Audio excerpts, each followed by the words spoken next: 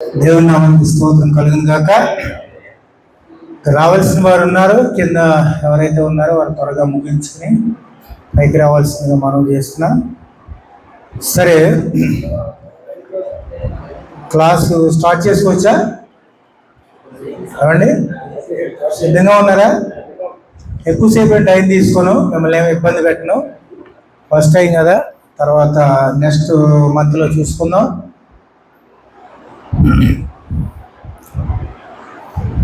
సమయము నిర్వహణ. ఓకే, సమయము నిర్వహణ అంటే సమయ నిర్వహణ అంటే మనకు సంబంధించింది దేవుని బిడ్డలు ఎంత సమయాన్ని ఎక్కడ వెచ్చిస్తున్నారు, ఎంత సమయాన్ని మనం ఖర్చు పెడుతున్నాము అనే దాని గురించి ఒక 1 hour సబ్జెక్ట్ ఉంటుంది. సబ్జెక్టు అయిపోగానే నేను ముగించేస్తాను. ఇక్కడ చూడండి, పరిశీలనగా ప్రతి ఒక్కరికి అంతే సమయం అందుబాటులో ఉన్నది. అది దేవుని వరము. దాన్ని మనము ఉపయోగించే విధానము దేవుడు మనకిచ్చిన స్తోమతను మనము వర్ధిల్ల చేయటంలో ఎంతటి కార్యసాధకులమై ఉందమో నిరార్థించు ఈ పాఠము దేవుని సమయమును గూర్చి కలిగి ఉన్న దృక్పథము సంబంధించిన గ్రహింపును మరి సమయ నిర్వహణ మెరుగుపరచుటకు తగిన ఆచరణాత్మకంగా చర్యలను మనం ముందుంచుదాం. ఇక్కడ సమయం గురించి ఒక పాఠాన్ని నేర్చుకోవాలి. సమయం గురించి ఒక పాఠం మనం నేర్చుకోవాలి. ఈ నేర్చుకున్నట్లు గల మన ఉద్దేశం ఎలా ఉంది? ఇప్పుడు సమయం గురించి మనం మొదటగా ఇవన్నీ చిన్నప్పటి నుంచి కొన్ని వాక్యాలు మనం వింటూ ఉంటాం. సమయం గురించి పేదవాడికి ఒకే సమయం, డబ్బున్నవాడికి ఒకటే సమయం, అడుక్కున్నవాడికి ఒకటే సమయం, హాస్పిటల్లో ఉన్నవాడికి ఒకటే సమయం, బ్రతికున్నవాడికి ప్రతి ఒక్కడికి ఒకటే సమయం. ఈ సమయంలో దేవుడు ఏదైనా స్పెషల్గా ఇస్తాడంటారా? స్పెషల్గా ఎవరికి ఏమి, అందరికి ఒకటే సమయాన్ని ఇస్తాడు. ఇక్కడ చూడండి, సమయమును గూర్చి బైబిల్లో వ్యక్తము చేయు దృక్పథమును గూర్చిద్దరు అంటే గుర్తించెదరు. సమయము జ్ఞానయుక్తము సద్వినియోగం చేసుకుని సొత్తుగా ఎంచుకుందరు. అంటే ఈ సమయం గురించి నాకు కొన్ని ఇక్కడ రాసుకున్నాము. దేవుని రాజ్యము కొరకు నీవు గొప్ప విషయాలను సాధించవలనని కోరుచున్నావా? లోకముపై ప్రత్యేక భావము చూపించేవారు ఉండవలను. మనందరము ఆశించదము, మనము కార్యసాధకులమై ఉండవలనని దేవుడు మన ఎడల కలిగి ఉన్న ఉద్దేశముల ప్రకారము తీర్చిదిద్దబడును. కొందరు మన సమయమును కార్యసాధకము ఉపయోగించే విధానము నేర్చుకునుట మనము మన జీవితంలో కార్యసాధకులమై ఉండి దేవుని మన ఎడల కలిగి ఉన్న ఉద్దేశములు ఇవన్నీ కూడా సమయం అనేది చాలా చాలా ఇంపార్టెంట్ మనకి. ఈ సమయం గురించి చెప్పుకుంటే బైబిల్ ఏం చెప్తుందంటే, షార్ట్కట్లో సమయాన్ని మనం వ్యర్థపరచకూడదు. ఎందుకంటే సమయం చాలా ఇంపార్టెంట్ అయినది. ఇక్కడ ఒక మాట ఉంది, తలాంతులు అపవాది. ఎఫెసీయులకు రాసిన పత్రిక 5వ అధ్యాయము 15-16. ఈ మాట గురించి మనం చాలాసార్లు ప్రసంగాలు చేస్తుంటాం. కానీ చూడండి, మరొకసారి ఈ మాట చదువుతాను. దినములు చెడ్డవి కనుక మీరు సమయమును పోనీయక సద్వినియోగం చేసుకొనుచు అజ్ఞానం వలె కాక జ్ఞానం వలె నడుచుకున్నట్లు జాగ్రత్తగా చూచుకునుడి అని ఎఫెసీయులకు పత్రిక 5:15-16. మరి వచనంలో సమయం గురించి చాలా ఇంపార్టెంట్ ఇస్తున్నారు. అంటే దేవుని కొరకు మనం ఎంత సమయం కేటాయిస్తున్నాం, కుటుంబం కొరకు ఎంత సమయం కేటాయిస్తున్నాం. మరి నిత్యరాజ్యంలో మనం ఉండాలంటే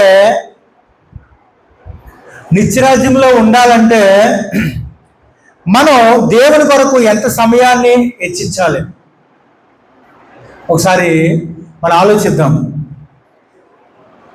రోజుకి మనకి ఎంత సమయం? 24 గంటలు, అవును కదండి? ఇప్పుడు సమయం లెక్కేసుకున్నాం. రోజుకి 24 గంటలు, అదే వారానికి 7 రోజులు, నెలకి 31 రోజు, సంవత్సరానికి 366, 65. దేవునికి స్తోత్రం. అలాగే ఇప్పుడు మన జీవితానికి ఎన్ని సంవత్సరాలు దేవుడిచ్చిన లెక్క? 70 సంవత్సరాలు, అధిక బలం ఉన్నాడుగా 80 సంవత్సరాలు. ఈ 70 సంవత్సరాలు 80 సంవత్సరాలు మరి ఎన్ని సంవత్సరాలు బతుకుతామో మనకైతే తెలియదు. ఇప్పుడు ఉన్న సమయమే మంది, ఇంకా రేపు సమయం ఏంటో మనకి తెలియదు. అందుకనే దినములు చెడ్డవి కనుక సమయాన్ని పోనీయక సమయాన్ని సద్వినియోగం చేసుకోమంటున్నాడు. సమయాన్ని సద్వినియోగం చేసుకోవాలనుకుంటే నువ్వు ఎవరి గురించి సద్వినియోగం చేసుకుంటున్నావు అంటే, నీ గురించా, నీ పిల్లల గురించా, నీ భార్య గురించా, నీ కుటుంబం గురించి సమయాన్ని నువ్వు వెచ్చిస్తున్నావు? దీంట్లో నీ పాత్ర ఏంటి సమయంలో? ఏమండి, నీ పాత్ర ఏంటి? సమయాన్ని నువ్వు ఎలా ఖర్చు పెడుతున్నావు? డబ్బులు ఖర్చు పెడుతున్నావు అందరికీ తెలుసు, అవునా? డబ్బులు ఖర్చు పెడతాం అందరికీ తెలుసు, కానీ సమయాన్ని ఖర్చు పెడతాం. దేవుని బిడ్డలకి సమయం చాలా ఇంపార్టెంట్ అండి, చాలా ఇంపార్టెంట్. అయితే ఈ సమయాన్ని మనం ఏ విధంగా ఖర్చు పెడుతున్నాం అనేది ఒక దైవజనుడు లెక్కలేసి చెప్పాడు. మీకు ఏమైనా రాసుకునేది ఉంటే రాసుకోండి, నేను చెప్తాను. ఈ 70 సంవత్సరాల్లో కూడా మొదటిగా మనం చేసే పని ఏంటంటే, 23 సంవత్సరాలు దేని కొరకు మనం ఖర్చు పెడుతున్నాం? నిద్రకి. 23 సంవత్సరాలు నిద్ర అంటే 23 సంవత్సరాలు నిద్రపోతే నువ్వు ఇంకెన్ని సంవత్సరాలు బతుకుతున్నట్టు చూడండి. నిద్రైనడు చనిపోయినడితో సమానమంట, నిద్రపోయినాడు. ఇప్పుడు నిద్రపోయినాడికి ఏమైనా ఉంటుంది? ఇంకా తిరుగుతాం గట్ట ఏముంటుంది కదా, శుభ్రంగా రెస్ట్లో ఉంటాడు. ఇదే నిద్ర 70 సంవత్సరాలు, దేవుడు మనకు 70 సంవత్సరాలు జీవితాన్ని ఇస్తే దాంట్లో నువ్వు మామూలుగా నీ ఆరోగ్యానికి సంబంధించి, నీ జీవితానికి సంబంధించి 23 సంవత్సరాలు క్లోజింగ్ నిద్రకే. ఇంకా కొన్ని సంవత్సరాలు ఎలా ఉన్నాయంటే, 23 సంవత్సరాలు నిద్ర కలిగితే 16 సంవత్సరాలు, 70 సంవత్సరాల్లో 16 సంవత్సరాలు నీ పని గురించే పోతుంది. ఎవరి పని గురించి? నీ పని గురించి, నీ వృత్తి గురించి వెళ్ళిపోతుంది. తర్వాత ఇంకోటి 8 సంవత్సరాలు వినోద కార్యక్రమాలు. అంటే 8 సంవత్సరాలు నువ్వు టీవీ చూడు, ఇతరులతో బాతాకాని కొట్టు, ఇతరులతో మాట్లాడు, ఫ్రెండ్స్తో మాట్లాడు, ఇవన్నీ కూడా వచ్చి టోటల్గా వచ్చేసి ఎన్ని సంవత్సరాలు? 8 సంవత్సరాలు నీవు వ్యర్థమైన సమయాన్ని గడుపుతూ ఉన్నావు నీ జీవితానికి సంబంధించి. ఇంకొకటి ఏంటంటే 6 సంవత్సరాలు ప్రయాణాలు. ఏమైనా అర్థమవుతుందంటారా? 6 సంవత్సరాలు ప్రయాణం. నేను 6 సంవత్సరాలు ఎప్పుడు చేశానంటే అని అనుకోవచ్చు. ఈ 6 సంవత్సరాలు అంటే నువ్వు 70 సంవత్సరాలు ప్రయాణం చేస్తే నీ ప్రయాణం చేసిన టైం లెక్కేస్తే ఎన్ని సంవత్సరాలు వచ్చింది? 6 సంవత్సరాల ప్రయాణం. ఈ ప్రయాణంలో దేవుని కొరకు ఏదైనా ఉపయోగపడిందా? 23 సంవత్సరాల్లో దేవుని కొరకు ఏమైనా ఉపయోగపడిందా పని? నేనేమి లెక్కేస్తున్నాను, అర్థమవుతుందండి? 23 సంవత్సరాలు నిద్రపోయావు, దీంట్లో దేవునికి వచ్చేది ఏమైనా ఉందా? ఒక 10 నిమిషాలు కూడా దేవునికి లేదు. నీ ప్రయాణం అంతట్లో 6 సంవత్సరాల ప్రయాణం, ఈ ప్రయాణంలో దేవుని కొరకు ఏదైనా చేసేది ఉందా? లేదు. ఇంకా ఉంచండి, నీ వర్క్లో, నువ్వు చేసే పనిలో, దేవుని పని కాక నీ పని చేసుకునే పనిలో ఎన్ని సంవత్సరాలు? 16 సంవత్సరాలు. ఈ 16 సంవత్సరాల్లో కూడా నువ్వు దేవుని కొరకు చేసింది ఏమీ లేదు. మరి దేవుని కొరకు ఏమీ చేసి లేదు, ఇంకా ఏమున్నాయి? 16 సంవత్సరాలన్నర. ఈ 16 సంవత్సరాలన్నర నువ్వు స్నానం చేయడానికి, ఏమండి, నువ్వు 16 సంవత్సరాలు స్నానం చేయడానికి, నువ్వు తిండి తినడానికి, ఈ చిన్న చిన్న కార్యక్రమాలు అన్నిటికీ కలిపి 16.5 సంవత్సరాలు వ్యర్థంగా ఖర్చు అయిపోతున్నాయి. మీరు గుర్తించండి. ఎందుకంటే ఈ 16.5 సంవత్సరాల తిండికి, స్నానానికి ఎంతమందికి ఎంతసేపు చేస్తారండి స్నానం రోజుకి? సమయం మిమ్మల్ని అడుగుతాను, ఎంతసేపు? 10 నిమిషాలా? పావు గంట? కొంతమంది అరగంట, గంట చేస్తారేమో. పొద్దున్న పావు గంట, సాయంత్రం పావు గంట, అర్ధగంట టైం నీ ఒంటిని శుభ్రం చేసుకోవడానికి ఒక అర్ధగంట టైం రోజుకి 24 గంటల్లో ఒక అర్ధగంట టైం స్నానానికే పోతుంది. దీంట్లో దేవునికి వచ్చే ఏదన్నా రాబడి ఉందా? దేవునికి ఏమైనా వచ్చేది ఉందా? ఏమీ లేదు. ఇంకా చూడండి, లాస్ట్కి 70 సంవత్సరాల్లో ఇవన్నీ పోను ఒక 6 నెలలు మాత్రమే దేవునికి ఉన్నాయి. అది కూడా నువ్వు దేవుని మందిరంలో ఎప్పుడెప్పుడు పార్టిసిపేట్ చేస్తున్నావు? ఆదివారం ఎన్ని గంటలు ఒక సేవకుడిగానే మనకి చెప్తే ఒక గంటన్నర కంటే ఎక్కువ ప్రసంగం చేయలేదు. గంటన్నర కంటే ఎక్కువ చేయలేరు, సరిపోద్ది ఆ మాత్రం అనుకుంటారు. కానీ చూడండి, ఈ సమయం మళ్ళీ దీంట్లో 3 గంటలు ప్రేయర్ అవుతే దీంట్లో కొంతసేపు విసుక్కోవడం, కొంతసేపు గొనుక్కోవడం. అయ్యి బాబు ఎంత టైం అయిపోయింది, అంత టైం అయిపోయింది, 1 గంట అయిపోయింది, 2 అయిపోయింది, భోజనం టైం అయిపోతుంది. రోజు తిండి తినే కదా, రోజు ఎంత తింటున్నావు నీకు తెలుస్తుందా? ఇంత తింటున్నా, కనీసం ఆదివారం రోజు కానీ దేవుని కొరకు సమర్పించుకున్న దేవుని కొరకు సమయం ఏర్పడదామని కడుపన్నా కాల్చుకుంటున్నావు లేదా? నాకు 1 గంట అయిపోయింది, నాకు బీపీ ఉంది, నాకు షుగర్ ఉందంటే నీకు ఉండదే. మరి ఎందుకు ఉండదు? నువ్వు టైం తినేదానికంటే ఇంక ఎక్కువ తింటున్నావు, తినేదానికంటే ఎక్కువ తింటున్నావు, నిద్రపోయేదానికంటే ఎక్కువ నిద్రపోతున్నావు. నువ్వు ఆలోచించకూడదు అన్న దాని గురించి కూడా ఎక్కువ ఆలోచించి చేస్తున్నావు. నీ పని కానిది ఎక్కువ పని చేస్తున్నావు, నీ పని అయింది మాత్రం తక్కువ చేస్తున్నావు. అర్థమవుతుందా? నీ అంతరాత్మకి కావాల్సిన ఆ టయాన్ని నువ్వు కేటాయించట్లేదు. దేవుని కొరకు ఎంత సమయం చూడండి. బైబిల్ గ్రంథంలో అనేక వాక్యములు ఉన్నాయి. దేవుని మందిరంలో ఒక రోజు గడుపుట, ఈ వాక్యం అందరికీ తెలుసు. కానీ దీని అప్లయింగ్ ఎలా ఉంటుంది? వెరైటీగా ఉంటుంది. ఒక్కరోజు ఒక క్షణం బయటికి వెళ్ళకుండా ఉండగలదువా నువ్వు దేవుని మందిరాల నుంచి? ఉండగలదువా? అబ్బా, లోకం ఎంత అంటే ఆకర్షణగా లాగేస్తూ ఉంటుంది మనం.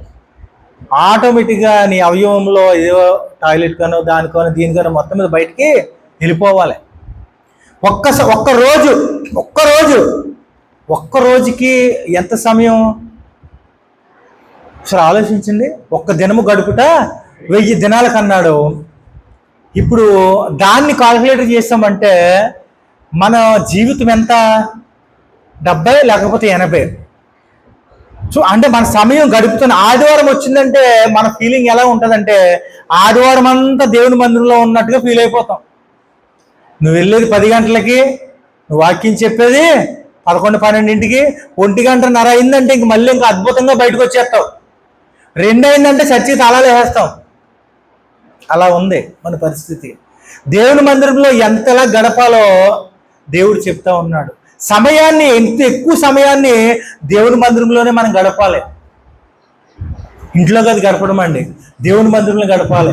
నీ సమయాన్నంతా నీ మోకాళ్ళ అనుభవంతో గడపాలి. కొంతమంది సేవకులు మాట్లాడుకుంటాం, గంటలు మాట్లాడతాం. గంటలు మాట్లాడినా కానీ ఆ గంట మాట్లాడినా కానీ దాంట్లో వాల్యుబుల్ సమయం అనేది ఏమి ఉండదు.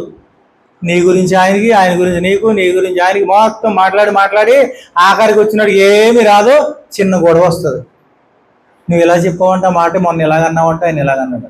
ఇవన్నీ వదిలేస్తాడు. ఆ మాట గురించి వెళ్ళి మళ్ళీ ఆయన అడిగి మళ్ళీ ఆయనతో గొడవపడి మళ్ళీ ఇట్లా ఉంటుంది పరిస్థితి. ఇది మంచిదేనా? నువ్వు దేవుని మందిరంలో ఉన్నావు అంటే నీకు ఉపయోగం, నీ జీవితానికి ఉపయోగం, నీ జీవితానికి బలం. అందుకనే సమయాన్ని సద్వినియోగం చేసుకోవాలి. ఒక సమయం, ఒక 24 అవర్స్లో నువ్వు సమయాన్ని లెక్కేసుకో. దేవునికి ఎంత సమయం ఇస్తున్నావు? ఉదయం, మధ్యాహ్నం ఎంత సమయం ఇస్తున్నావు? సాయంత్రం ఎంత సమయం ఇస్తున్నావు? నీ పిల్లలకి ఎంత సమయం ఇస్తున్నావు? నీ భార్యకి ఎంత సమయం ఇస్తున్నావు? నీ భార్య సమయం ఇవ్వకపోతే ఊరుకుంటుందా? నీ భార్య సమయం ఇవ్వకపోతే ఊరుకుంటుందా? నీ పిల్లలకి సమయం ఇవ్వకపోతే వాళ్ళు ఏం చేస్తారు? నీటితో గడిపే సమయాన్ని నీ పిల్లలు ఎవరితో గడుపుతారు? ఇతరులతో గడుపుతారు. ఇది కూడా తప్పే కదా. ఎవరికి ఇచ్చి సమయం వాళ్ళకి ఇవ్వాలి. నీకు భార్య ముఖ్యం అనుకుంటే పిల్లలతో గడపకూడదు అనుకుంటే పిల్లలు నీతో పరిచయం పెరిగేది ఇతట అంకులతోనో లేకపోతే వేరే వాళ్ళతోనో మాట్లాడుకుంటారు వాళ్ళు. దానికి సమయం ఇవ్వాలి. నీ తల్లిదండ్రులకు సమయం ఇస్తున్నావా? నీ తల్లిదండ్రులతో మాట్లాడి ఎన్ని సంవత్సరాలు అవుతుంది? నీ తల్లిదండ్రులను ఇంటికి తీసుకొచ్చి భోజనం పెట్టి ఎన్ని సంవత్సరాలు అవుతుంది? కనీసం నీ తల్లికి, నీ తండ్రికి ఎప్పుడైనా స్నానం చేయించావా? ఒక సేవకుడిగా ఉంటున్నావే, ఒక ప్రతినిధిగా ఉంటున్నావు. ఒక సేవకుడిగా ఉన్నప్పుడు నీ కుటుంబంలో జరగవలసిన కార్యాలు ఎలా జరిగిస్తున్నావు? దేవుడు అద్భుతమైన మాట ఇచ్చాడండి, నిన్ను వల్లే నీ పొరుగువారిని. మన పొరుగువారిని ప్రేమించలేం, మాటలే కానీ చేతలు లేవు. ఎప్పుడు ఇంటి పక్కడు శత్రువే మనకి, ఎప్పుడు ఇంటి పక్కడు శత్రువే. అది ఏ విధంగా వస్తుందో తెలియదు, కానీ నీ భార్య నుంచి వస్తుందో, నీలోంచి వస్తుందో, నీ పిల్లల నుంచి వస్తుంది, కానీ ఇంటి ఎదురుకుండా ఉన్న వ్యక్తి, ఇంటి పక్క వ్యక్తి కూడా ఒక శత్రువుగా మారిపోతూ ఉంటారు. వాళ్ళు బయట వెళ్తే బాగానే పలకరిస్తారు, బయట లోకంలో వెళ్తే అందరితో బాగానే మాట్లాడతాం. ఎందుకు? ఇది సాతానుగాడు పెట్టిన ఒక టెండర్ అని అర్థం చేసుకోలేవా నువ్వు? నీకు నాకు మధ్య సాతానుగాడు ఈ గొడవ పెడుతున్నాడు, మనం కలిసిపోదామని చెప్పు. నువ్వన్నా బెండ్ అవ్వాలి కదా, ఆయన బెండ్ అవ్వడు, నువ్వన్నా బెండ్ అవ్వాలా? బెండ్ అవ్వరు, ఇలాగే నుంచుంటారు. ఇంగ్లీష్లో ఒక అక్షరం ఉందండి, అది బెండ్ అవ్వదు. ఎంతసేపు ఇలా నుంచుంటేనే దానికి అందం, ఎంతసేపు ఇలా నుంచుంటేనే దానికి అందం, దానికి పేరు. అది బెండ్ అవ్వదు. మిగతా అన్నీ బెండ్ అవుతాయి కానీ దాన్ని బెండ్ అవ్వదు. అవసరమైన నెత్తి మీద ఒకటి పెడతారు, ఐ మీద ఇంకో డాటు పెడతారు. నేను వంగను, నేను అనే అహంకారం చాలా ఉంది. దేవుడు లేకపోతే నువ్వు ఎక్కడున్నావు? ఉందా? నీ పేరు ఎక్కడ ఉందా? నీ ఉనికుందా? ఏముండదు. ఇక్కడ 6 నెలల్లో మనం మళ్ళీ ఇంకా కేటాయించి సమయాన్ని ఇంకా తక్కువ పరిచి ఇంకా చేస్తే ఆఖరికి నువ్వు ఇచ్చే సమయం ఎంతో కాదండి దేవునికి ఇచ్చేది. నీ జీవితం అంతా పోగు చేస్తే ఒకసారి మీరు లెక్కలు వేసుకోండి. ఒక సేవకుడికి లెక్కలు చాలా అవసరం. ఈయన ఏదో ఓవరాల్గా లెక్కేసి నీ జీవిత ప్రయాణం అంతలో పరలోక రాజ్యం వెళ్ళడానికి ఎన్ని నెలలు వేశాడు? 6 నెలలు సమయం వేశాడు. ఒక వ్యక్తి చదువు నుంచి మొదలేసుకుంటే చిన్నప్పటి నుంచి వాడు ఎన్ని సంవత్సరాలు చదవాలి? ఒక జాబ్ గురించి 25 సంవత్సరాలు 22 సంవత్సరాలు చదవాలి. ఎన్ని సంవత్సరాలు జాబ్ గురించి చదవాలి? అది ఏమండి, గవర్నమెంట్ జాబ్ ఎన్ని సంవత్సరాలు అండి? 30 అండి, అంతే. 30 సంవత్సరాలు వాడుకుని వదిలేస్తారు, అయిపోయి స్టామినా ఏముండదు. ఇంకా 30 సంవత్సరాలు మొత్తం ఆ రసం అంతా పిండేసి శుభ్రంగా బయటకు వదిలేస్తారు, ఫ్రెండ్స్ని ఇచ్చేసి బయటకు వదిలేస్తారు, అయిపోయా. ఇంకెవరికి పని చేయడం. ఇంకా ఆయన 30 సంవత్సరాలు గవర్నమెంట్ అంతలా వాడేస్తుంది. 30 సంవత్సరాల జాబ్కి ఎన్ని సంవత్సరాలు చదవాలి అమ్మా? ఈ లెక్కలు కూడా కరెక్ట్గా వేసుకోవాలి. లెక్క ఉంటేనే పక్కా మనకి నిజమేంటో తెలుస్తుంది. లెక్క లేకుండా ఏం చేయలేమండి. ఇప్పుడు మనం 22 సంవత్సరాలు లేదంటే 20 సంవత్సరాలు వేసుకుందాం. 20 సంవత్సరాలు ఒక 30 సంవత్సరాల జాబ్కి ఎన్ని సంవత్సరాలు కష్టపడుతున్నావు? అంత. నీ జీవితం దేనికి దాసోహం అయిపోయింది? ఏమైనా అర్థమవుతుందా ఏమండి? ఓ 30 సంవత్సరాలకి నీ జీవితం దాసోహం అయిపోతుంది. మరి ఈ విషయంలో మనం చాలా నేర్చుకోవాలి. ఇంత సమయాన్ని వ్యర్థపరుస్తున్నామే, మరి మనకి ఎలాగా ఏంటి? దేవునికి ఎంత సమయం ఇస్తున్నాం? నిత్యరాజ్యం పరలోక రాజ్యంలో ఉండాలి నేను అనుకునే వ్యక్తివు నువ్వు. తరతరాలు యుగాలు దేవుని రాజ్యంలో ఉండాలి అనుకునే ఆశ. మరి పరలోక రాజ్యం వెళ్ళడానికి ఈ భూలోకంలో నువ్వు ఎన్ని సంవత్సరాలు కష్టపడుతున్నావు దేవుని కొరకు చెప్పండి? చాలా తక్కువ. మనకి సమయం అన్నప్పటికీ నాకు ముందరే వార్నింగ్లు వచ్చేస్తాయి. అయ్యగారు 3 అవుతుంది, 3:30 అయింది, మేము సేవకులు క్లోజ్ చేసి వెళ్ళిపోవాలి, తప్పదు. ఇంకా చాలా మీటింగ్లు ఉన్నాయి, మేము ఇంకా చాలా పనులు ఉన్నాయి, ఇవన్నీ ఉంటాయి. నీకు దేవుని కంటే ఏదైనా ఎక్కువ ఉందా? ఒకసారి ఆలోచించండి. నీ గుండెల మీద చేసుకుని నువ్వు మాట్లాడుకోండి ఒకసారి. నీలో నువ్వు ఎప్పుడైనా మాట్లాడుకున్నావా? ఎంతసేపు ఎదురుతో మాట్లాడుతున్నానా? నీలో నువ్వు మాట్లాడుకో. నువ్వు చేసిన పనులేంటో, నువ్వు చేసిన ఆలోచన ఏంటో ఒకసారి నువ్వు మాట్లాడుకో, తెలుస్తుంది.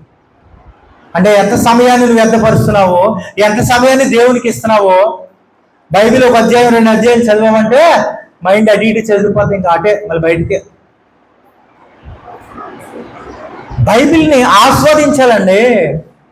ఎలాగా? నేను ఇంతకుముందు మొన్న అక్కడ కావలపురంలో చెప్పాను, ఏలుకూరు దగ్గర.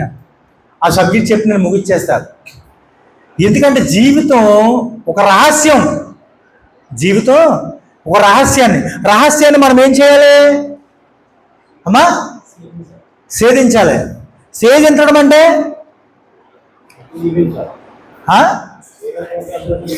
ఇప్పుడు మనకి ఏదన్నా ఒక పదం ఉందనుకోండి, ఆ పదాన్ని ఖచ్చితంగా మనం లైన్లో పెట్టాలి, దానికి తగిన జవాబును మనం అందించాలి.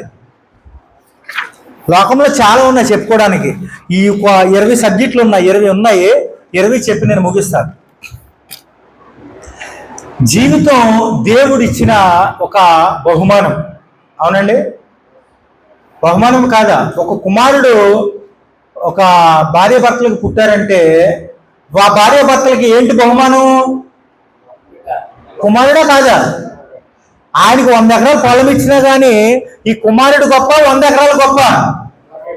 కుమారుడే గొప్ప. అందుకనే ఈ బహుమానాన్ని మనం ఏం చేయాలి? బహుమానం ఇస్తే ఏం చేస్తామండి మనం? ఏమైనా గిఫ్ట్లు ఇస్తే ఏం చేస్తాం మనం? ఆయన గిఫ్ట్లు ఇస్తే పర్వాలేదు చెప్పండి, చక్కగా చెప్పాలి. గిఫ్ట్ ఇస్తే భద్రపరుచుకుంటాం కదా, సెల్ఫ్లో పెట్టుకుంటాం. అవును కదా? మళ్ళీ కొంతమంది అనుమానంగా చూస్తున్నారు, నిజం చెప్తాడు మళ్ళీ ఏమని చెప్తాడని చెప్పి. బహుమానం ఇస్తే, బర్త్డే గిఫ్ట్ ఇస్తే సెల్ఫ్లో పెట్టుకుంటాం, దాన్ని దుమ్మట్టకుండా నా పలానా వ్యక్తి ఇచ్చాడని చెప్పి సెల్ఫ్లో పెట్టుకుంటాం. ఇది లోకంలో ఇచ్చే బహుమానం. ఆ బహుమానం ఎటువంటిది? వ్యర్థమైనదే, చూసుకోవడానికి తప్ప చేసుకోవడానికి పనిచేయదు.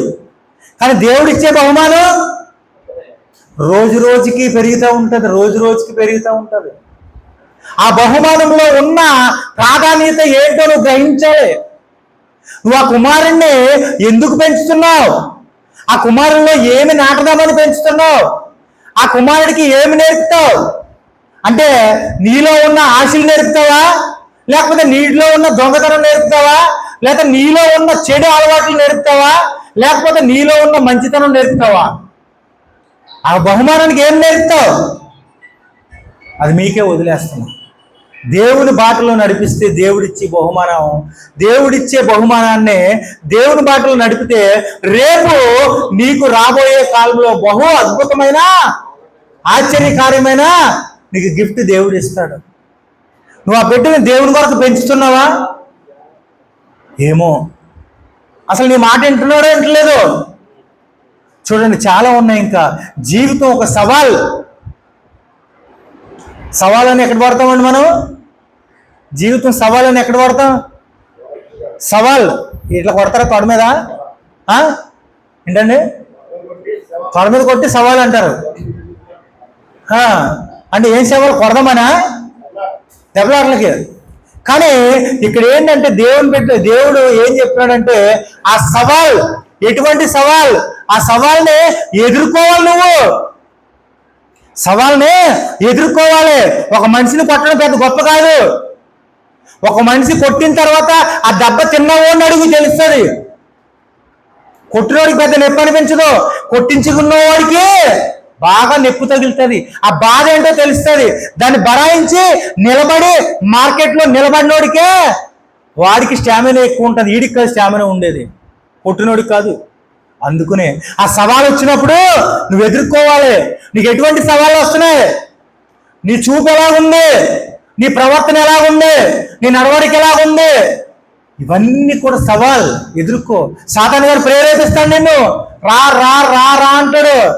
నువ్వు రా రా అన్నప్పుడు నువ్వు ఎలా వెళ్ళిపోతావు? మెల్లగా వెళ్ళకూడదు, ఇక్కడే ఉండు, వాడికి సమాధానం చెప్పు. ఎలా చెప్తావు? నీ ధైర్యం సరిపోదు. అర్థమవుతుందా? నీ ధైర్యం సరిపోదు, నీ ప్రార్థన కావాలి. దేవుని సహాయంతో వాడిని ఎదిరించాలి. సవాల్. ఆ సవాల్ని ఎదుర్కొన్నప్పుడే నీ జీవితానికి పరమార్థం తెలుస్తూ ఉంటుంది. జీవితం చాలా గొప్పదండి. జీవితంలో ఎన్ని అవకాశాలు ఉన్నాయి. మూడవదికి వచ్చినాడికి నీ జీవితం ఒక సహనం. ఈ సహనం అనేది ఎక్కడ ఉంటుందండి? సహనం అంటే దేనికి వాడతాం మనం? ఈ పదం ఎక్కడ వాడతాం? సహనం, ఓర్పు, సహనం. ఎదుటి వ్యక్తి నా 2 మాటలు అన్నాడంటే 3వ మాటకే రియాక్ట్ అయిపోతావు. మామూలుగా కాదు, నిలబడి లేచిపోయి మాట్లాడుతావు. అదేం చేయాలి? అందుకనే ఆ సహనాన్నే ధైర్యం చేయండి. నీ గుండెకి ధైర్యం ఇవ్వడం, అప్పుడు నీ సహనానికి ధైర్యం చేకూర్చు. అర్థమవుతుందా? నేను చెప్పే మాట అర్థమవుతుందా? నీ సహనానికి ఏం కూర్చాలి?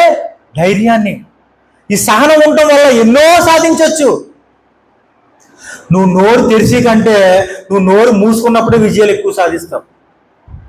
నువ్వు నోరు తెరిస్తే ఏం మాట్లాడుతావో తెలియదు, వైబ్రేషన్ వచ్చేస్తుంది, ఎక్కడెక్కడి నుంచో ఆలోచనలు వచ్చేస్తాయి, ఏం మాట్లాడుతున్నావో తెలియదు, నోటంటే మాట ఒకటి వస్తుంది, లోపల నుంచి ఒకటి వస్తుంది.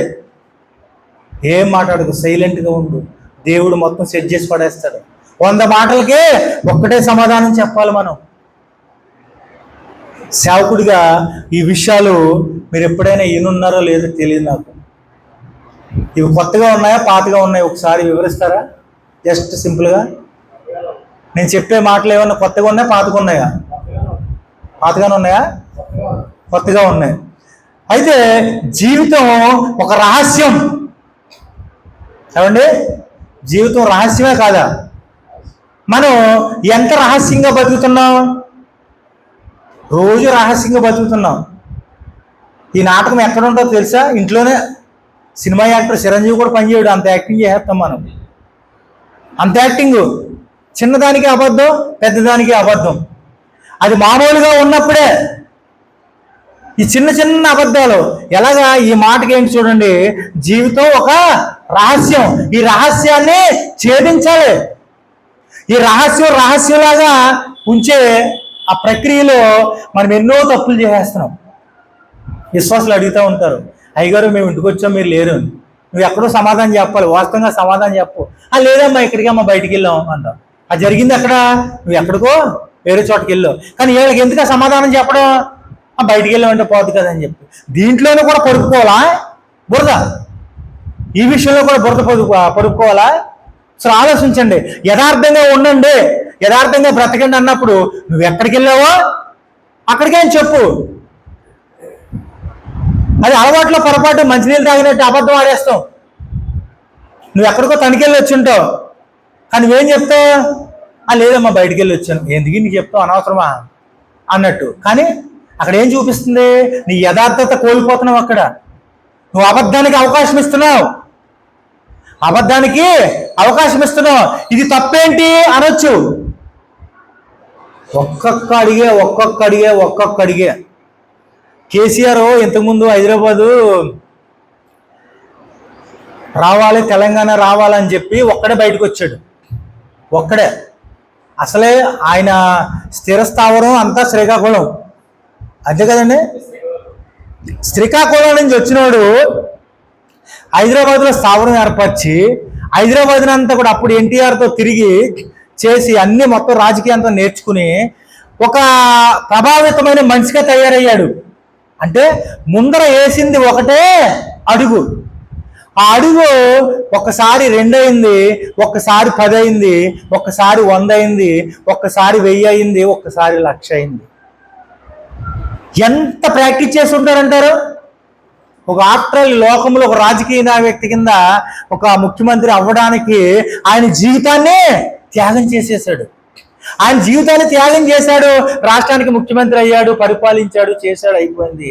ఈ చేసినంత మాత్రాన దేవుని రాజ్యానికి వెళ్ళగలదురా? ఏమన్నా వెళ్ళగలదురా? దేవునికి సంబంధించింది ఏమైనా ఉందా? ఆశ మెయింటెనెన్స్. నేను పైగా ఉండాలి. ఏముంది? ఆరోగ్యం పోతే ఎవడైనా ఇస్తాడా? ఇంతమంది అందులో ముసలోడు అయిపోయాడు, ఏం లేదు, ఇంకా నట్లు బొడ్లు లూజ్ అయిపోయి అయిపోయిన తర్వాత ఏం చేస్తాడు? ఇంకా ఏమైనా ఉందా? ఏమీ లేదు. వయసులో ఉండగానే, నీ వయసు ఉండగానే దేవుని పనిలో అలుపెరగని పరిస్థితుల్లో మనం ఉండాలి.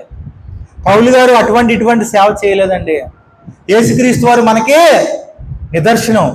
తరువాత పౌలు గారు చూడండి, ఆయన ఎంత దుర్మార్గుడో, పౌలు గారు ఎంత దుర్మార్గుడు, దుష్టుడో, పాపిష్టుడో, అటువంటిది ఆయన మళ్ళీ మారిన తర్వాత ఎంత దేన స్థితిలోకి వెళ్ళిపోయాడండి.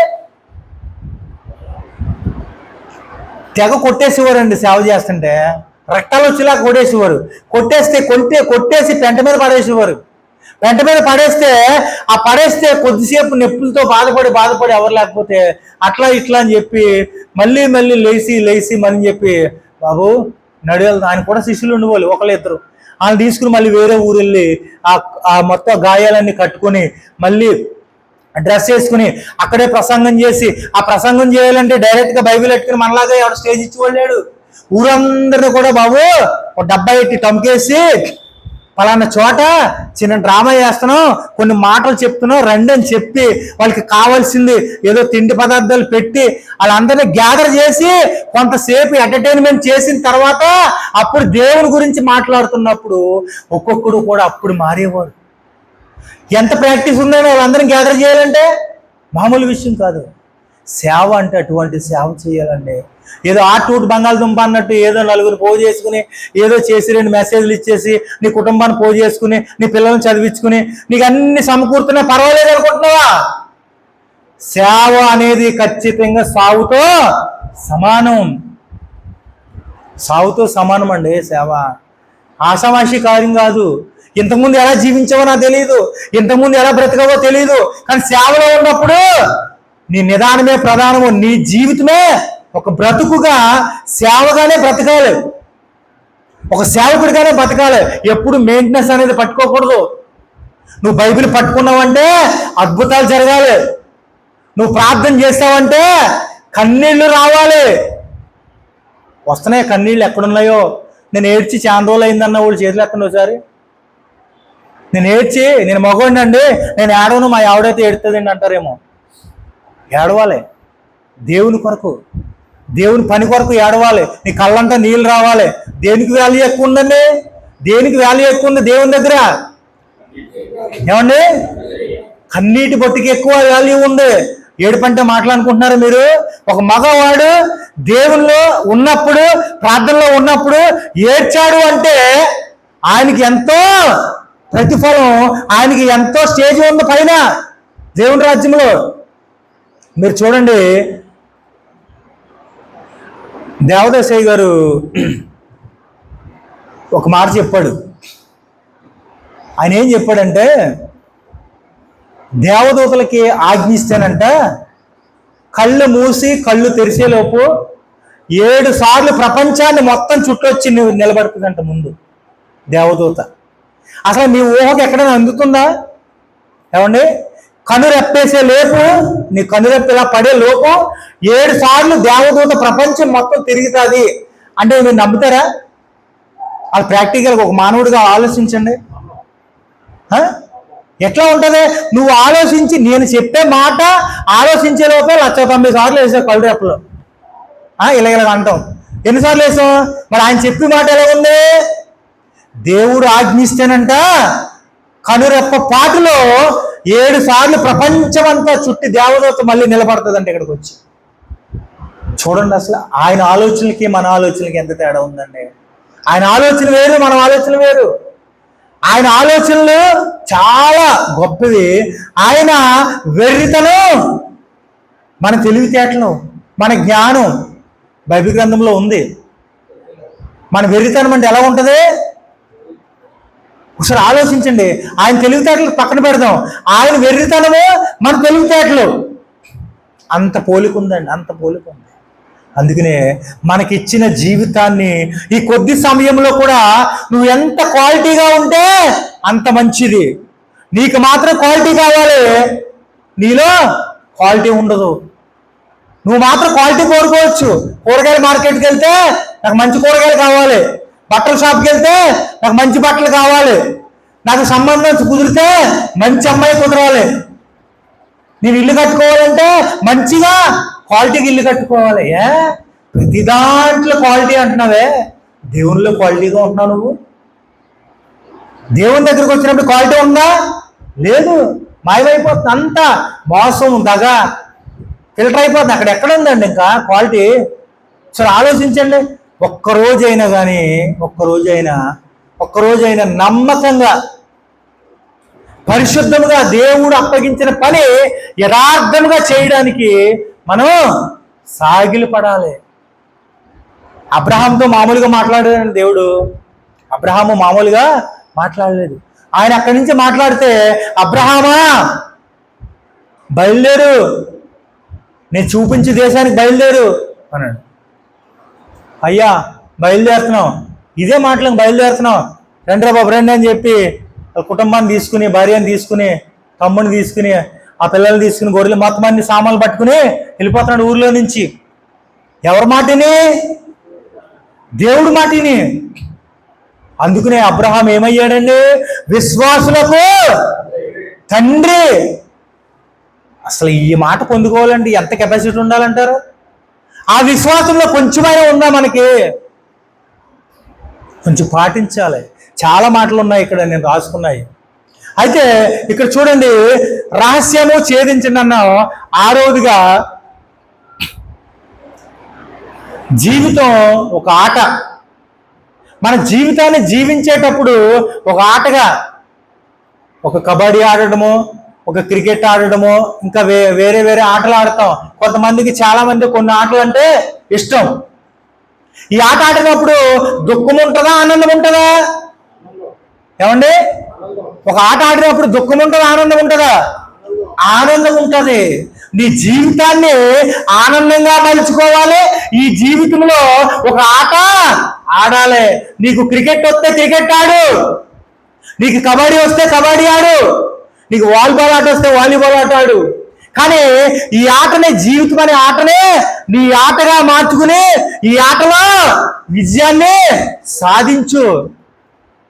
ఇది దేవుని పని. నువ్వు దేవుని పనిలో ఒక మంచి క్రికెటర్గా ఉన్నావంటే మంచి సిక్స్ కొట్టేలా ఉండు, మంచి క్యాచ్లు పట్టేలా ఉండు, ఆడు. ఆడాలంతే. అంతేగాని దేవుడు నాకు ఈ జీవితాన్ని ఇచ్చాడు, నాకు ఇది ఇవ్వలేదు, అది ఇవ్వలేదు అని నిరుత్సాహంగా ఉన్నావు అనుకోండి, ఏమీ రాదు. దేవుడు నీకు అన్ని ఇచ్చాడు, అవయవాలు అన్ని ఇచ్చాడు, అన్నిట్లో అన్ని క్వాలిటీలు ఇచ్చాడు. ఇవన్నీ గెలుచుకోవాలి మనం. అందుకనే ఈ జీవితం ఒక ఆట. ఈ జీవితాన్ని ఒక ఆట ఆడి చూపించు. ఎవరికి చూపించాలి? దేవునికి చూపించాలి. చూడండి, ఇంకో మాట, జీవితం ఒక పాట. ఈ జీవితంలో, మన జీవితంలో ఏడుపు ఉంటుంది, నవ్వు ఉంటుంది, దుఃఖం ఉంటుంది, బాధ ఉంటుంది, కష్టాలు ఉంటాయి, సంతోషాలు ఉంటాయి, అన్నీ ఉంటాయి జీవితంలో. జీవితం అంటేనే అన్నీ. ఈ జీవితంలో అన్నీ ఉన్నప్పుడు ఇవన్నీ కలిపి దేవుని మార్గంలో నువ్వు నడిపించావనుకో, దేవుడు ఎంత సంతోషపడతాడు. అంతే నేను సొంతంగా ఉపయోగించుకుంటావా? సొంతంగా ఉపయోగించుకుంటే నీ ప్రయోజనం లేదు. నువ్వు ఈ జీవితాన్ని దేవుని కొరకు మలిచావంటే ఇక నీకంటే గొప్పవాడెవడు లేడు. అందుకనే ఈ జీవితాన్ని ఒక పాట కింద పాడాలి. ఒక పాట పాడితే ఏడుపు రావాలి, ఒక పాట పాడితే దుఃఖం రావాలి, ఒక పాట వింటే నీలో ఉన్న చెడు క్రియలన్నీ కూడా తొలగిపోవాలి. మన పాటలు ఎట్టింటామండి? చెబుతూ వింటాం కదా. దీంతో ఎప్పుడు వింటాం? హృదయంతో. ఏమండి? హృదయంతో వింటామా మనం? హృదయం గాయపడినప్పుడు. హృదయం ఎలా గాయపడుతుంది? చూడండి, లోకము వేరు, దేవుడు వేరు. దేవుని బిడ్డలకి ఎలా ఉంటుందంటే, ఒక గ్లాస్ ఉందనుకోండి, ఒక గ్లాస్ ఉందనుకోండి, ఆ గ్లాసు కింద పడేస్తే పగిలిపోయింది, ముక్కలైపోయింది. అప్పుడు ఆ గ్లాసుని ఏమంటాం మనం? పగిలిపోయిన గ్లాసు. అవునా? పగిలిపోయిన గ్లాసు ఇక్కడ ఉంది.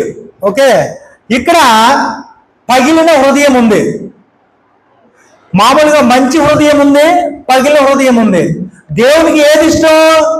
విరిగి నలిగిన హృదయము ఇష్టము. మంచి హృదయం మామూలుగా మంచిగా ఉన్నది పనిచేయడానికి, విరిగి నలగాలి. ఈ విరగడము నలగడం అని ఎలా ఉంటుంది మన అందరికీ తెలుసు. చెరుకు తోటలు తెలుసండి, చెరుగ్గాయలు తెలుసు కదా. చెరుకు రసం తాగారు ఎప్పుడన్నా? మిషన్లో నుంచి వచ్చేది తాగారు, అంతా బాగానే ఉంది. అయితే ఈ చెరుగ్గడ ఆ మిషన్లో ఒకసారి పెడతాడు, పెట్టిన తర్వాత మంచి రసం వస్తుంది. రెండోసారి మడతేసి పెడతాడు, మళ్ళీ వస్తుంది, దాంట్లో సగమే వస్తుంది. మళ్ళీ ఏం చేస్తాడు? వదులుతాడా? మళ్ళీ ఇంకో మూడో మడత వేసి లోపల పెడతాడు. నాలుగో మడత వేసి పెట్టినప్పుడు ఇంక వెళ్ళకపోయేది అనుకో, రెండు చేతులు ఎట్టు తోసేస్తాడు. అవునే కదా? ఈ యాక్టింగ్ అంతా మనమే చూస్తున్నాం. మనకేం కావాలి? అక్కడ మొత్తం దాంట్లో ఉన్న రసం అంతా పిండేస్తున్నాడు. ఇక దానికి ప్రయోజనం లేదు. తుక్కుకి ఉందా? ఇప్పుడు పందులు వేస్తే పందులు తింటాయా? తినవు అని కూడా పొయ్యిలో పెడతాకి తప్ప ఎందుకు బూడిద అవుతాయి తప్ప ఎందుకు పనికిరాదు. నేను ఎందుకు ఈ మాట చెప్తున్నానంటే, ఇదేదో పెద్ద గొప్ప విషయం ఏం కాదండి ఈ స్టోరీ చెప్పడానికి. దీంట్లో చూడండి, విరిగి నలిగిన హృదయం అంటే చెరిగ్గడ ఎంతసేపు లాగే ఉంటుంది, పొడువుగా ఎరగదు. అది ఇరిగితే ఏమవుతుంది, దాంట్లో ఉన్న ఆ మాధుర్య అనే రసాన్ని మనం పొందుకోవచ్చు. అది ఎరగనంతసేపు నీకు ప్రయోజనం అవుతుందా? నిన్ను ఉతిగా ఆరేస్తుంది.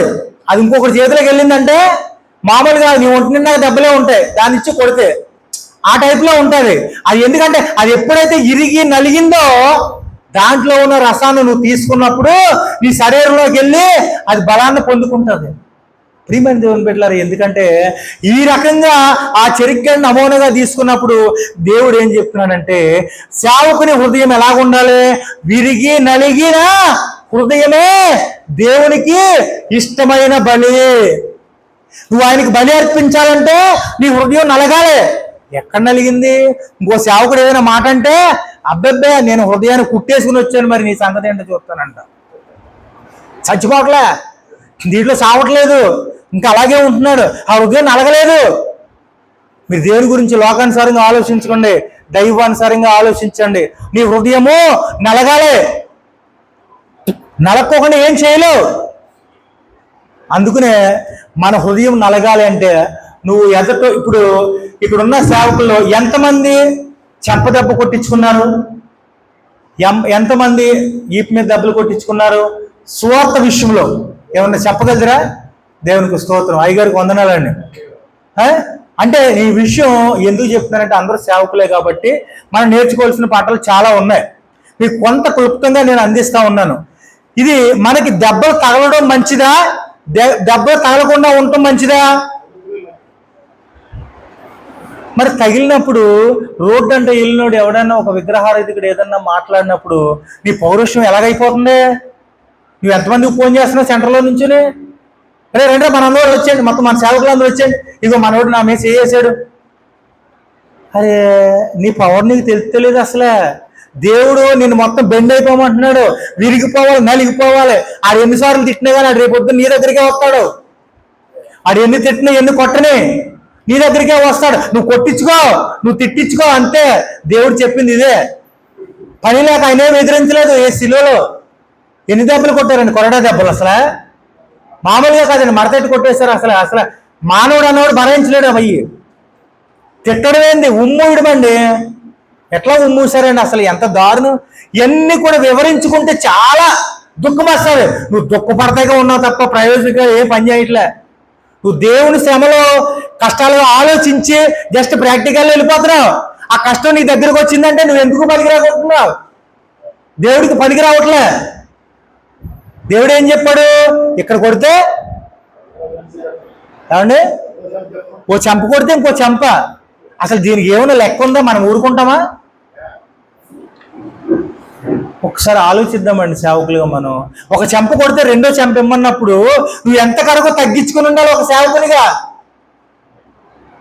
జీవితం అండి, జీవితం. ఒక సేవకునిగా నువ్వు ఎన్నో విషయాలు తెలుసుకోవాలి, ఎన్నో విషయాల్లో ఇంకా లోతుగా దేవుళ్ళకి ప్రవేశించాలి. ఏదో పైన అలంకరణగా బ్రతికావంటే ప్రయోజనం లేదు. దేవుడు ఇప్పుడు చూడండి, పరలోక రాజ్యం వెళ్ళాలంటే ఈ లోకంలో అనేక కష్టములు పడి, అనేక శ్రమలు పడి, అనేక బాధలు పడి అప్పుడు దేవుని రాజ్యానికి వెళ్ళాలి. అప్పుడు నీకు కిరీటం, బహుమతి ఉంటుంది. ఏదో క్యాజువల్గా, ఏదో మామూలుగా, ఏదో నాకు ఏదో యేసు గారు సిలువ వేసినప్పుడు కుడి పక్కన దొంగ, ఎడమ పక్కన దొంగ పరలోక రాజ్యం వెళ్ళిపోయాడు. చెప్పండి ఒకసారి.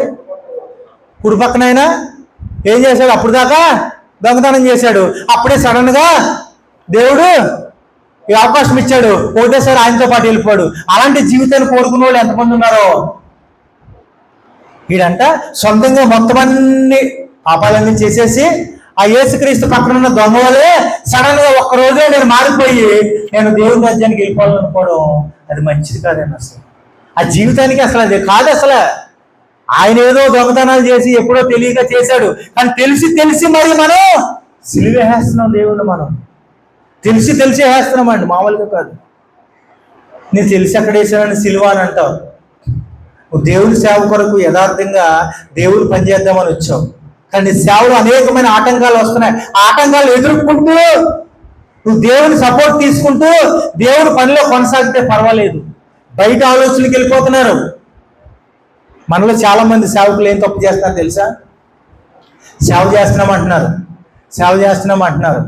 సేవ చేస్తామన్నప్పుడు ఓకే సేవ చేయాలి, ఓకే, కానీ ఒక పని ఏం చేస్తారంటే దేవుడే చూసుకుంటాడని చెప్పి అప్పులు దొరికిన కాడల్లా అప్పులు తీసుకొచ్చేసి దేవుని మందిరాలు కట్టేసి వడ్డీలకు తెచ్చేసి జనాల మీద రుద్దేస్తున్నారు. ఆ జనాలేమో సందాలు ఇవ్వలేక చేయలేక కొంతమంది మానేస్తున్నారు. ఈ ప్రసంగం పోయింది, ఈ చర్చికే డెవలప్మెంట్ అయిపోయింది. ఇక్కడ ఆత్మలు ఎక్కడ ఉన్నాయి? ఇక్కడ ఈ ఆలోచన అంతా ఎక్కడికి వెళ్ళిపోతుంది? అప్పుల మీదకి వెళ్ళిపోతుంది. ఎందుకంటే అప్పులు చేసి కట్టమన్నాడు దేవుడు.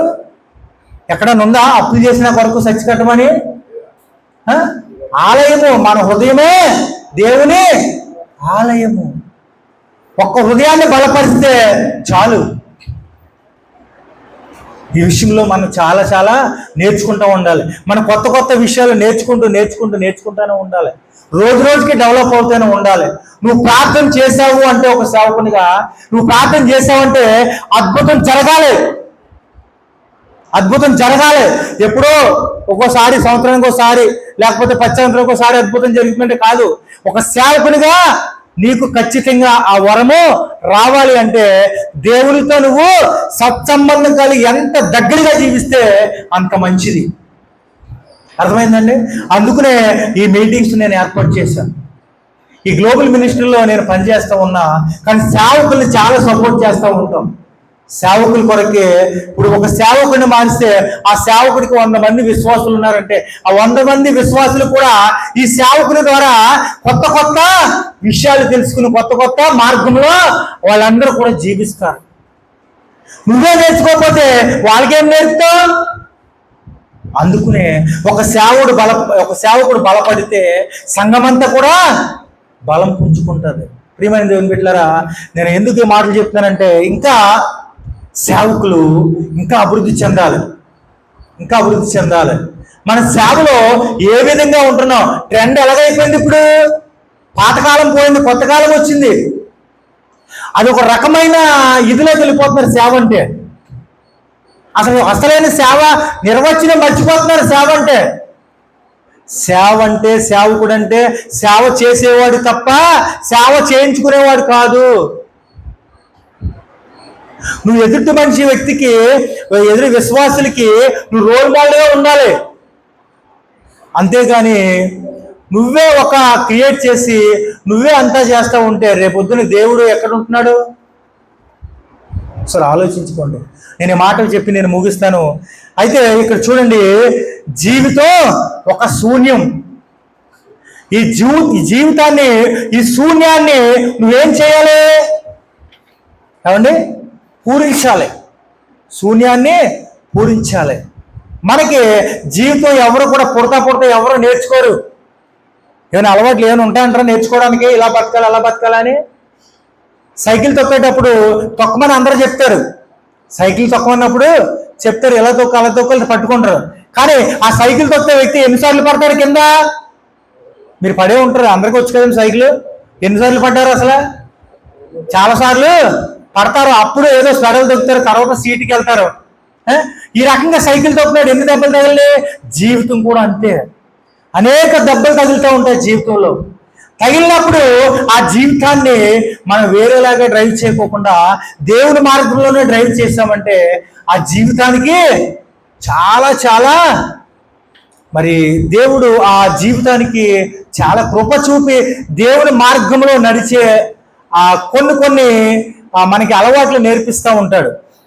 మనం కొన్ని అలవాట్లు నేర్చుకుంటూ ఉంటాం, ఈజీగా నేర్చుకుంటాం, అయ్యే జీవితంలో చాలా ప్రాక్టీస్ చేస్తాం. కానీ దేవునిలో ఉన్న అలవాట్లు మనం కొన్ని నేర్చుకోం. అది అలవాటు కింద నేర్చుకోవాలి. పాత నిబంధనలు చాలా మాటలు రాస్తున్నాయి, కొత్త నిబంధనలు కూడా రాస్తున్నాయి. కానీ ఈ అలవాట్లు ఏంటి అనేది నెక్స్ట్ వచ్చే నెలలో నేను చెప్తాను. దేవుడి వాక్యం దీవించి ఆశీర్వదించిన గాక. అయ్యగారు మీరు ముందుగా చెప్తాను. ఇప్పుడు ఈ సెక్షన్లో ముగించబండి. నేను ఎక్కువ సమయం తీసుకోను. మీరు వినేవారిలాగా ఉన్నారో నాకు అర్థమవుతుంది. అయితే మీరు ఎంతవరకు నేర్చుకున్నారో, ఎంతవరకు స్పందించారు అనే దాని గురించి ఒక 2 మాటలు అయ్యగారు చెప్తారు. తర్వాత మన అందరం కూడా గ్రూప్ ఫోటో దిగేసి ఎక్కడోళ్ళు అక్కడ వెళ్ళిపోవచ్చు. దేవుడి వాక్యాన్ని దీవించిన గాక. అదే అదే మీరు అడుగుతారు కదా అని ఫోన్ వస్తుంది. ఒకసారి గట్టిగా చెప్పలు కొట్టి దేవుని సేవలు చాలా చక్కటి మాటలు తెలియవచ్చు. దేవుడు అనేకము బలంగా వాడకూడదు కాక సమయంలో ఫీడ్బ్యాక్ ఇవ్వడం మంచిది. ఇంతవరకు విన్నటువంటి మాటను బట్టి ఒక 5 సేవకులు చెప్తే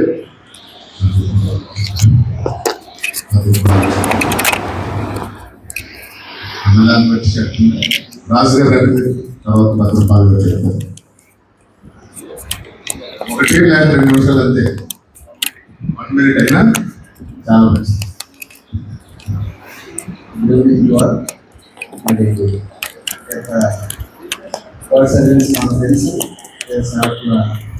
సమావేశానికి